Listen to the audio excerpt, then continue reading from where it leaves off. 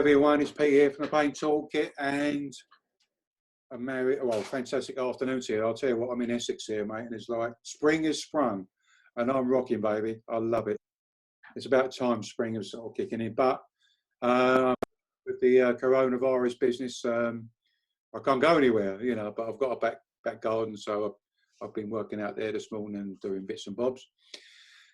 But anyway, I thought it'd be good to do a video this week and invite some healthcare professional speakers along to give us some ideas. Listen, I've mentioned the coronavirus. This has become a worldwide problem, and here in the UK yesterday we got where everything was probably what we call lockdown, where we stay at home, you can't really go anywhere. So I thought it'd be good. We're going to be doing more of this, more interviews. And I'm going to do 3 this week, and I'm pleased to say I've invited my very, very good friend from Denver, Linda Crawford. Good morning to you, Linda. I know it's the morning there, but it's the afternoon for me. But good morning to you. Good morning, Pete. Thanks. Great to be here. Linda, it's always a pleasure to interview because I like OTs. I think when I always think back to when I was on my pain manager program. I thought I got a lot of information from the OTs. They seem to be I know they got that title of sort of with the allied healthcare professionals, but you're sort of the professional common sense. I like the physios as well. I tell you what, I've got a massive, especially in this time at the moment, I've got a massive respect for healthcare professionals in general, because I know that a lot of them are going out their way to support people with pain, etc., by doing extra things. But I thought it'd be useful to get you on. You're being an occupational therapist, and on Friday I'll be doing interviews with Mandy Wilson, who's a pain nurse, and Dr. Sue Peacock, who's a psychologist. So we've got a little bit of variation, and what I'm going to do, watchers, I'm going to be putting the 3 interviews together, so they'll be on one YouTube. So Linda, I asked you to take part, etc., and because I know you've got this coronavirus over there in the States, and it's you've been I keep saying hibernating. You've been, what it feels like. What do you been called? Okay, I'll tell you this. Isolating, yeah. So you've been isolating yourself for how many weeks now? 2.5 almost, yeah. You have, and you haven't had any punch-ups with your husband, or? No. Not yet. No, we're doing all right. Yet, yeah. But I thought it'd be you on to ask you from an occupational therapist point of view about what would be like 3 or 4 or 5 handy tips that someone with long-term pain give them some ideas how to, when they're in isolation, the things that they need to be doing while they're at home, etc. Yeah, thanks, Pete. Thanks for asking. And I really have been pondering this since you asked me to do this interview, and what to share and kind of my perspective on it. And it's interesting because, as Pete knows, I was also had a 4.5-year experience of persistent pain, and this is actually throwing me back into some of that experience of being shut down, isolated, the things that I depended on to do, and the social connections aren't there anymore, and realizing that there's a lot of things that I had to do to help myself then that I'm now relying on again in even more.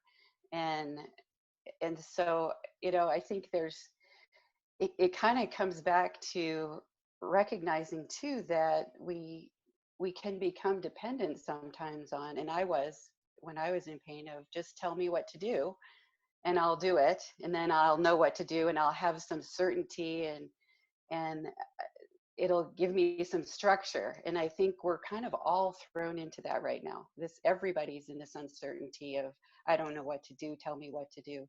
But even more so, if you're living with pain every day, those things that you've depended on, and maybe you've established good pacing routines, and you go to the gym, or you get outside, or you meet friends for coffee, or you go to a show, whatever you're doing, those things have now been taken away. And how do we adapt to this chaos, that's just added something on top of what you're already having to deal with? And so as I kind of thought about it, I came back to this tagline, I guess, if you will, that I have for my practice, and it's called restore your body, rebuild your life, renew your joy. Those are the three elements I feel like we really need to focus on: are restoring our bodies, rebuilding our lives, and renewing our joy. And I think that goes for everybody, not just those who are experiencing pain. But when I thought about talking today, I feel like the number one thing right now for us is actually to renew our joy somehow. Because boy, has that rug just been pulled out from under us of how do we find any kind of joy or meaning in this world right now and what we're experiencing. Hard enough when you're experiencing pain every day, and to even think about that, but how important it is, because there's so much health that comes from that. And I see one of the foundational elements of restoring our joy is actually a practice of self-compassion, that getting into a place where we're in a no judgment zone. And I don't mean not judging other people, I mean not judging ourselves, not having too high expectations of ourselves right now going through this, that this is really tough in so many ways and so many emotions are added to it, that if we can be kind to ourselves and allow ourselves the opportunities to kind of take breaths and process and say, yeah, I don't know how to do this. That's okay. I'm going to figure it out. And taking some ownership of that, realizing that nobody can really tell us how to do this life, in the middle of a pandemic. Nobody's been through that before. And so we have to search deep into ourselves. And I love, Pete always talks about getting into the driver's seat, right? And boy, do we have an opportunity right now to get into the driver's seat, because there really aren't a lot of people who know how to go. We don't know how to go through this. We're all figuring it out. So we're sharing what we feel like can maybe help, and they're more suggestions and ideas. So, self-compassion is just a really important foundational skill. Be kind to ourselves. Don't judge what we're doing. Go into curiosity and self-discovery about every day. And that's where you can find little bits of joy to connect to, and meaning. And, I was thinking back to something I started doing when I was in pain, is I started something called beauty minutes. I called them beauty minutes. Beauty minutes. Beauty minutes. Huh? Yeah. I've never heard And of it. yeah. And I made it up because I knew that, yeah, I felt like my whole world had shut down, and I wasn't connecting, and I wasn't enjoying anything anymore. I wasn't seeing anything as beautiful. I was just seeing all the negative stuff about, the weeds in my garden and the dishes in my sink and whatever it was all bad. And so I just had an idea one day to take my camera and go look for beauty in my house, anywhere, whatever, and outside, walking around my house. That's about as far as I could go anyway. And I just started taking pictures, and I started discovering things like patterns, and a little flower that was poking up in the middle of cracked cement, and the shadows, and just different little things, or furniture that I could connect back to a memory that was positive. And it really gave me a way to structure that connection of intentionally beginning to practice that. And so I just bring that as just an idea. I know some other people have picked up on that and started to look for that. We can find it if we look for it and connect to it, and get our minds way off of all that spinning and everything that's going on. And another thing is permission slips. That goes along with self-kindness and judgment. Permission slips to try stuff and try and figure out what's going to help us. We don't have our gyms maybe to go to anymore.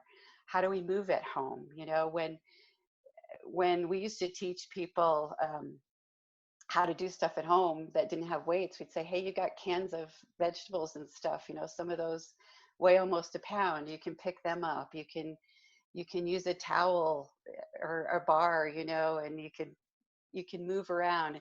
I recommend people put on music and dance while you're doing the dishes, right? I mean, stuff like that, right? Yeah, yeah. There you go. Pete's on it. You know, just move a little, and it just means, you know, we have to take that initiative. We have to create those for ourselves because nobody's there to do it for us, and so it takes that little extra effort. But it's worth it, and it can develop some new patterns and habits that we can bring forward to help us and to be more self-directed and just to really take that time for that deep self-discovery. Because I think when we're just listening and doing what other people tell us, we maybe, you know, dig down real deep into what really works and fits for us and what we enjoy and what can bring us that energy and that life and that feeling better feeling, if you will, and that less anxiety going forward. So yeah, renewing your joy is kind of all those little pieces. And then talking about rebuilding our lives, well, you know, there's only so much we can do right now, right? I actually drew a little picture here. I'll show you if you can see it. So you see this? Yeah. So I drew a circle around the bottom of a cup, Yeah. and then I did a scribble, a black scribble. And the black scribble really is what life feels like right now. I just made a scribble like it's all a mess. It's all uncertainty. I don't know what the heck's going on. I don't know how to make sense of it. I don't know how to structure my life or rebuild it, do this. And then I did this little exercise with, you know what, I can make some sense out of this. I can make it something. I can color it in. And then I've written some words in there, and I'm not sure if you can see them, but some things that, Hope. yeah, Yeah. hope, yeah, hope's family, nature, Yeah, you know, some of the things, again, going back to that self-discovery of how I can make sense and meaning of the chaos right now and the anxiety and the feeling of what life feels like this. Or it could be some routines that you develop that help you, some meditations you do, or, you know, different time you spend that just helps you have some sense of ownership and rhythm in this. And I like that it's in a round circle because it actually has boundaries to it. We can create some boundaries. It doesn't have to be feel like it's all a scribble. This gives us a way to find something to ground us and give us a center. So just an idea to explore, you know, yourself maybe. A visual, and you can use that if you want, but you know, just to give you a visual of how you can make some sense out of chaos, find some meaning, find some tangibles to rebuild your life. You know, try new things. Lots of people are trying new things right now. I mean, I see tons of people doing puzzles that never did puzzles before. But there's so many free things, right? You find this, I don't know about you, this is how I'm seeing it, is that it's, I think someone posted something that, something on social media, so it's like someone's given a permission to actually stop. You know, we're forced to stop. We're, Yes. we're racing here, going there, you know, and all this sort of business. I mean, last year for me, I felt I was all over the place, you know, working up north and going abroad and doing this, that, and the other. And to me, I knew this year was for me to consolidate and just sort of be, just to be. And I think for the planet, it's there's so many pluses out of this problem. Like, you know, where you see the people in Spain and Italy all on their verandas, sort of singing along and whatnot, you know. And it's giving me that opportunity to be still and think about, hang on, well, okay, well, I can't be any. What have I been putting off that I could be learning, you know? And for me, in this sort of quiet time, is that learning of meditation, you know. I'll tell you what, I mean, looking at you now, it feels like my brain is thinking about two or three other things going on. it's butterfly thinking. I'm always, and people, I was with a girl years, I was living with a girl years ago, and she used to look at me. I was watching TV. She says, "What the hell are you thinking about now?" I said, "I'm thinking about loads of things, baby." Well, no dodgy stuff, by the way, but worky sort of stuff, about doing things. It's because she said I could tell because you had that vague look. You was looking at the TV, but I could see you were somewhere else, But I think Yeah. it's if you want to take any pluses from this crisis business, this virus, whatever, is that it's making us stop and we could have a little bit of a rethink about stuff. I think. Absolutely. And I think we have to be patient with our expectations too, because I heard somebody else say, that the Italians weren't singing on their balconies the first 2 weeks they were in lockdown. It started later. And I think that that's because initially we have time we have to go through a process. We have to, sit with it for a while. We're all trying to figure it out, and maybe we're even more closed in for that period, and that's okay too, trying to figure out what's going on for us and what we need, and trying to find those things, and then we maybe start connecting more, or finding ways. I don't know, but just to be kind with the process and the time that it might take.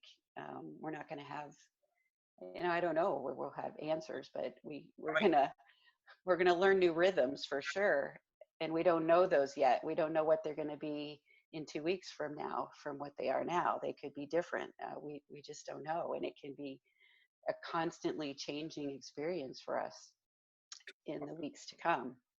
Watching, So watching social media, I feel there's a sense of anxiety going on. Well, what ifs? What about this? And what, and the media is sort of in a way stoking it. I feel a bit, news this and breaking news and think, I was watching a lady this morning. She said she's become obsessed with it, but it's given her so much anxiety. yeah, So, and I think and you mentioned it. It's taken me back to my pain days. Where you're waking up, you don't thinking, oh, it's a beautiful day outside. You're thinking, how much crappy pain am I going to go through today? right. And it's like, and it's a little bit like that. It's that insecurity, that unsure about things. Yeah, absolutely. Yeah. And what do we do? We all none of us like uncertainty, and we want answers, and we want to know what to do. And the hard part about this is it's just adding more uncertainty on the uncertainty that's already there about living with pain and trying to figure that out every day. And that's not comfortable. But, this is where we dig deep and find those things that do help us, Yeah. ground us, what your values are, who your people are. Find your people, find your activities. We're doing beings, and Pete's heard me talk about this before. That occupational therapists, we have that perspective that we're doing beings who feel and think, but primarily we're out there, we're engaged, we're always engaged in some kind of doing activity, and these are meaningful, these are what bring us health, and have those so disrupted even more so now. How do we get back? And the doing is really important. Finding those things that you can do that have elements of pleasure in them, elements of productivity. I've heard a lot of people are cleaning a lot right now. The pleasure. A lot of people are trying cooking and different activities like that, and finding some pleasure in that where they never had time to do it before.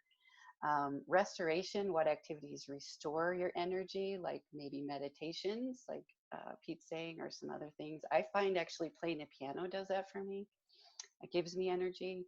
And of course, we need that social connection. These are the elements that we all need in the activities that we do, and we can think about those intentionally. I am right every day now. I'm trying to think when I get up in the morning. I actually make little lists and like, okay, what activities are going to be productive for me today? What activities are going to be just fun? Because I need that. It can't just be all productive. what activities are going to be restorative? You know, what are those things that I do that help restore my energy, make me feel good? And then how am I going to socially connect today? Because I absolutely need that too. And we all have different levels of that, but you know, I'm learning my people online and how to keep those connections going and make sure that I'm getting enough of those every day to help me feel more balanced. Because if they're out of whack, then yeah, I'm kind of more in the chaos zone over there. I think using like we're using Zoom now to record this video, and I think you know, Laura Rathbone, she's a Brit, but she lives in the Netherlands, and she's organised just a gathering tomorrow night, you know, and she's organised a Zoom link that we're all going to meet up, just have a chat, coffee, you know. I guess that'd be in the evening, so people having a few sherbets, alcohol or whatever.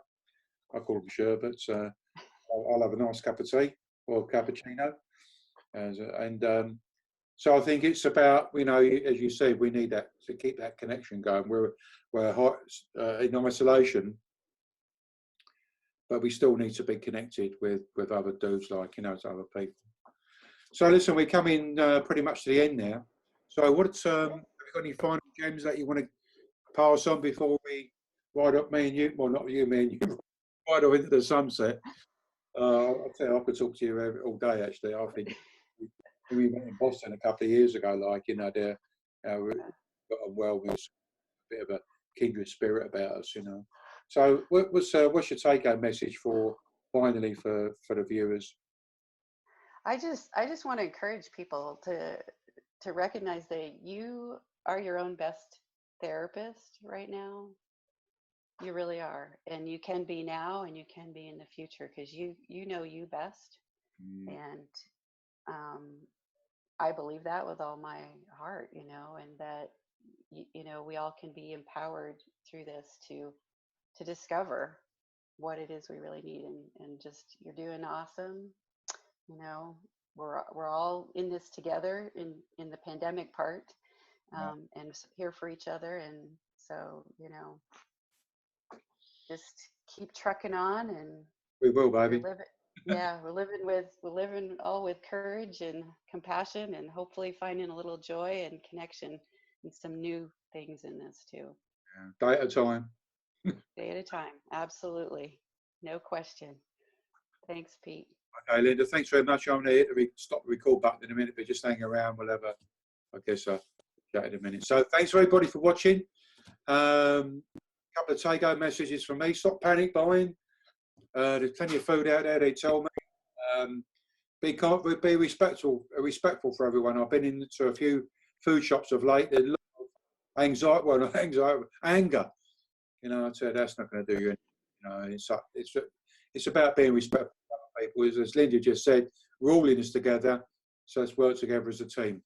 So until the next time we do a FaceTime, I do so many things there. Explain some interviews. Thanks everybody for watching, and I'll see everybody again soon. Take care now. Ciao.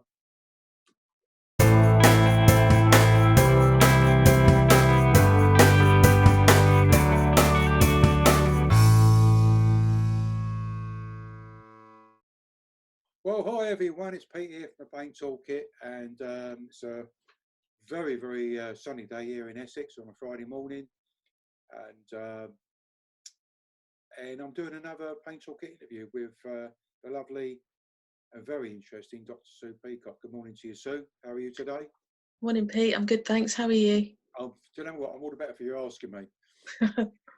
Listen, at the beginning of the week, I think the back end of last week, I thought it'd be useful. What with all this sort of shutdown business because of the virus, I thought it'd be a good opportunity to, you know, I'm talking to people, listening to people, and it seems a lot of people are struggling with actually just staying at home. Like, you know, they've got this, still got in this habit of having to go out or whatnot, and it's like their life balance, I suppose, is a bit bonkers at the moment. You know, we're not, so we're sort of, well, we can't go out. You know, we've got to stay at home, as they say. So I'm guessing it could I'm seeing a lot of posts actually on social media where people are getting a bit anxious and stuff like that. And I sort of I messaged you last week, and you had to say that you're putting together like an anxiety kit. You know, I'm guessing it's a little bit like the pain toolkit, really. So just some sort of handy tools and ideas to help people over this sort of I call it whatever life speed bumps, really. It seems at the moment it's bloody great. Good analogy. But I know we'll come out of it the other end and whatnot. But can you give viewers a bit of an idea of what's in the anxiety kit, and perhaps I think you said at the end you've got some little exercise that you could do with them, so to keep people keep us sort of from feeling that overwhelmed sensation. I think firstly, all of my patients this week, last week, we've spent most of our sessions talking about coronavirus, which is fair enough because it is such an impact on our lives at the minute. But I think it's important to remember that a certain degree of anxiety about this is okay. It's actually quite normal. I think it's when those feelings are becoming out of control that we need to worry about them. But I think it's about concentrating on the things that we can control in our lives. So the things we can control is we can't control the virus, can we? We can't control what the government says. We can control our actions. So you can wash our hands, we can keep the 2 meters, we can only go out when we really, really have to, and all of that kind of thing. So they're things that we can do within our control, as in following sort of guidance and things like that. But there's also other things. There's lots of things that we can do that are within our control. And I think if we feel that we can control certain things in our lives when our whole world feels out of control, that makes us feel a bit less anxious. So things like looking after ourselves, we can do some form of exercise or physical activity, be it, following, I don't know, the Green Goddess, I think was on the TV this morning. So how the Green Goddess is, because I remember her. Oh yes. I think she put on a couple of kilos since I last saw her, but I think she's in her 70s now. But absolutely, I remember seeing her when I was a kid doing the exercises with my gran. So it's a long time ago. But there's also the Joe Wicks workout seems to be really popular, doesn't it? But it doesn't have to be physical exercise. It can be pottering in the garden or just walking around your house or doing an extra flight of stairs or something like that. Just a little bit of activity, I think, is important. I think having a routine, so sticking to a routine, I think probably really quite difficult for all of you that have got children at home at the minute, because your usual routine is well out the window. So it's almost about making new routines, but involve everybody to make the routine that you have. I think write down activities that you can do, because some days when we get a little bit too anxious, we become a little bit overwhelmed and can't think of anything that we can do. So if we've almost got this go-to list of things that we like to do and that we can do, those kind of things really help. Plan, have fun. We can still have fun and enjoyment and things like that. It doesn't have to be all doom and gloom. Do the things that you enjoy. Make time for yourself. Actually, this is quite a good opportunity, isn't it, for a lot of us, to do the things that we've never had a chance to do. I've had a book that I've been trying to read since Christmas. Now I'm actually getting a chance to sit down and read it. So it's a good opportunity to do the things that you wanted to do but you've never had time to do. Even taking up new hobbies and things like that. I think as I speak, my husband's cleaning out the shed, so it's something he's been meaning to do for ages, but he's never got round to doing. So do the things that you've been meaning to do, because it gives you that sense of accomplishment and achievement, which is really important. I think creativity is always good. So if you've got kids and you like craft stuff, get all your paintings out and your sewing and your woodwork and all the kind of things that you perhaps could do that you've never really had the time to do. I think one of the really important things is connect with other people. I think I know for quite a lot of my pain patients who are a little bit elderly and on their own, they're actually noticing this sort of social isolation a lot more, because they can't go to the support groups and things that they used to. So they're busy setting up a Zoom group, I believe. So excellent. So it's good, yeah. They're finding new ways of doing things and connecting just in different ways, and like the rest of us, you know, I'm using social media and things like that much more than I ever used to. So can I ask you, because one of the with pain, as I found back in the day, sort of thing, that when I got anxious, when I got stressed out, you know what, the pain levels never went down.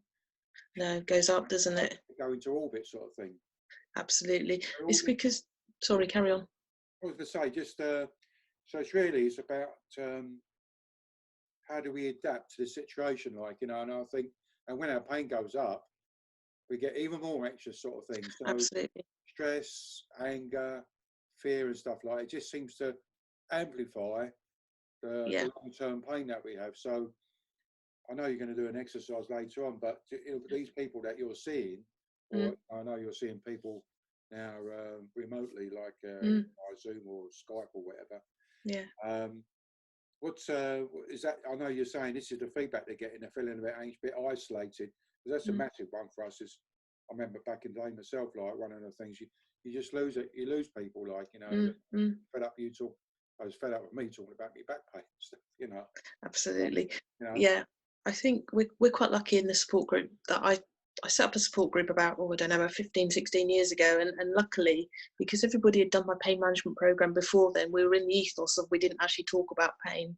So luckily, the support groups kind of carried on that ethos. So we're there, we have a laugh, we have a joke. We have guest speakers and things like that. But, you know, we don't really talk about our pain because we've all got pain, so that's why we're there, kind of thing. That's quite good. But recently, like you say, I have been sort of re-emphasising that negative emotion, be it, like you say, anger, frustration, upset, stress, whatever.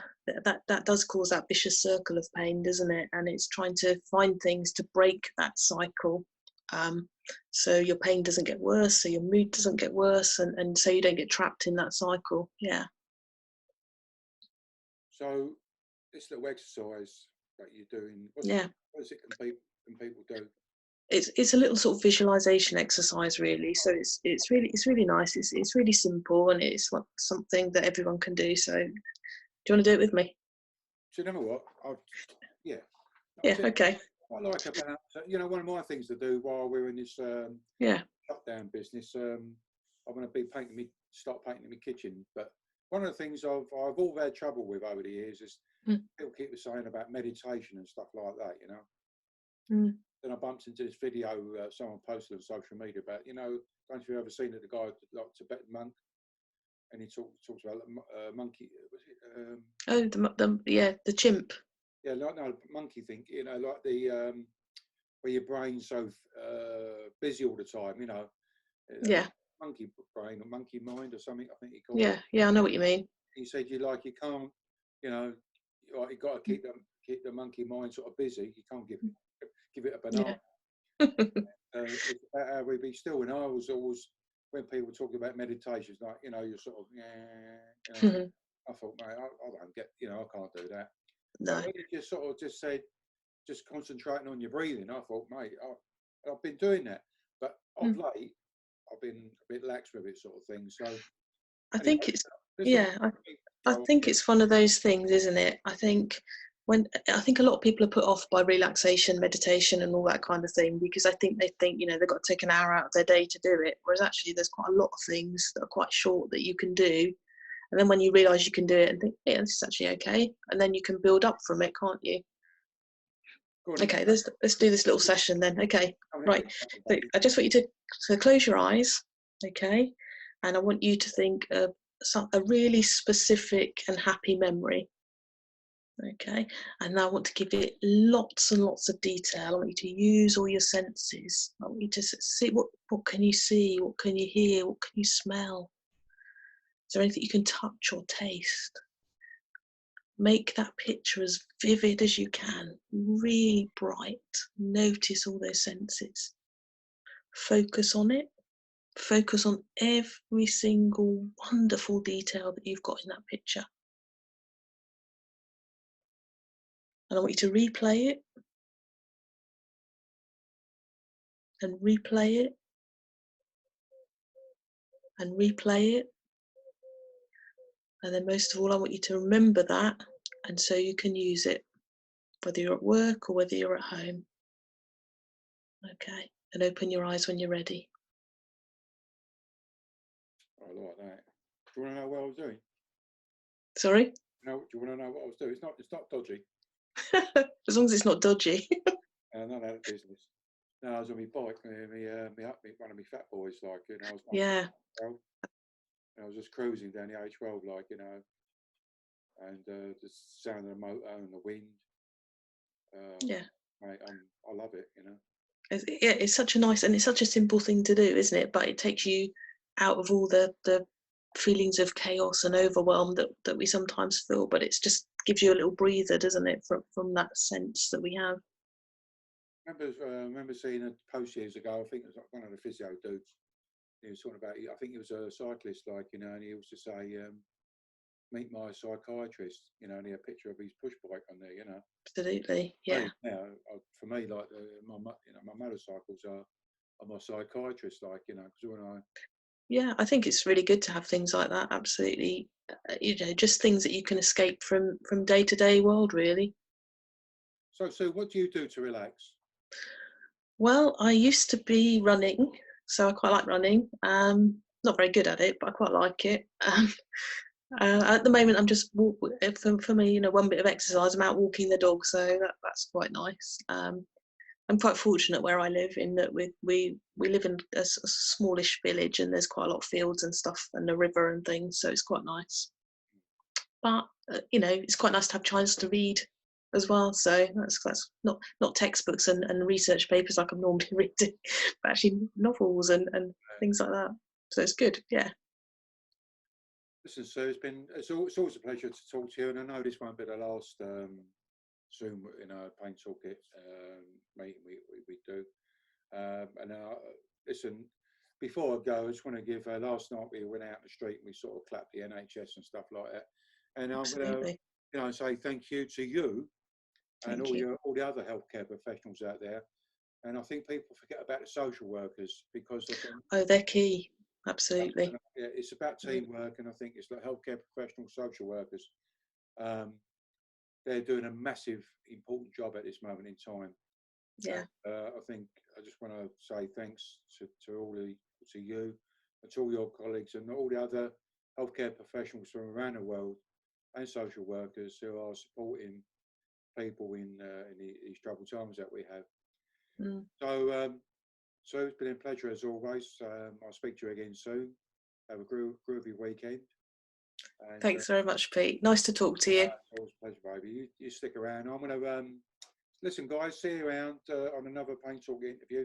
I'm doing one with Mandy this afternoon, who's a pain nurse. And what I'm going to do is put the interview I did with Linda Crawford, the OT from Denver. I did on Monday or Tuesday, and I'll do one with Dr. Sue and Mandy this afternoon. I'm going to put them all together in one little movie, and then I'll hopefully should be back on YouTube channel, Pain Toolkit YouTube channel this evening. But if not, I'll be later tomorrow morning. So take care, everyone. Stay at home. Stop holding all the grub and whatnot, and don't forget, eat healthy. Like, you know, do your little bit of stretching exercise and find out what works for you. Make it fun. I think Dr. Sue talks about things that are going on social media. I just see a video this morning from a physio who was doing some simple stretches. People with hypermobility problems. So there's lots of stuff out there, and good self-managers, like we all are, it's not about waiting for things to come to us. It's about us getting into action and finding out stuff that we could do to keep our pain levels down. So take care. I'll see you again soon. Ciao.